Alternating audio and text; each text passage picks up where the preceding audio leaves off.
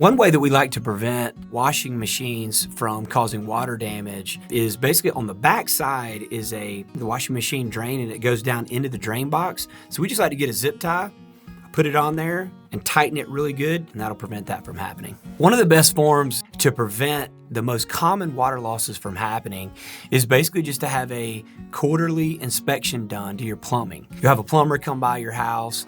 He'll get underneath the sinks and the cabinets, and basically, under there is all of your plumbing. You've got your drain lines, you've got your supply lines, and he'll just check all the connections and make sure they're tight, make sure that they're draining properly. In our opinion, we have seen that is probably one of the best forms of preventing a large water loss from happening in your home. In the last several years in the upstate of South Carolina, usually during the winter months, we get in a surge of busted pipe calls, whole house insurance claims where, pipes have frozen and caused massive water damage. One way that we have seen to prevent that is by just leaving your faucets dripping. So if you turn on your faucet, if you know it's gonna snap cold and get really, really cold, and you can do that in the tubs, you can do that in the sinks. And what that does, it just allows the water to continue to run a little bit through those lines, and it basically prevents them from freezing.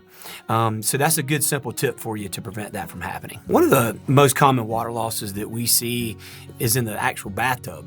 People start their bath, but then they'll go into the next room and they'll come back in and the tub's overflowing. Make sure that you stay in that vicinity so that you can make sure that you stop it before it overflows. Some of the other common water losses that we see is through pets and children. Children sometimes like to play hide and go seek, and they think that underneath the vanity is a good spot to hide, which kind of is a good spot to hide. But they get under there and they can wiggle around and bust one of those supply lines under the vanity, and that can cause a massive water loss in your home. Another type of water loss that we see in the house is a sewage backup. And sewage backups are not fun to have happen. And it's exactly like it sounds. Sewage actually comes up from your drains via your toilet, via your tub, and can overflow into your house. One of the best ways that we've seen to help prevent that, number one, is to clean your drains. You can,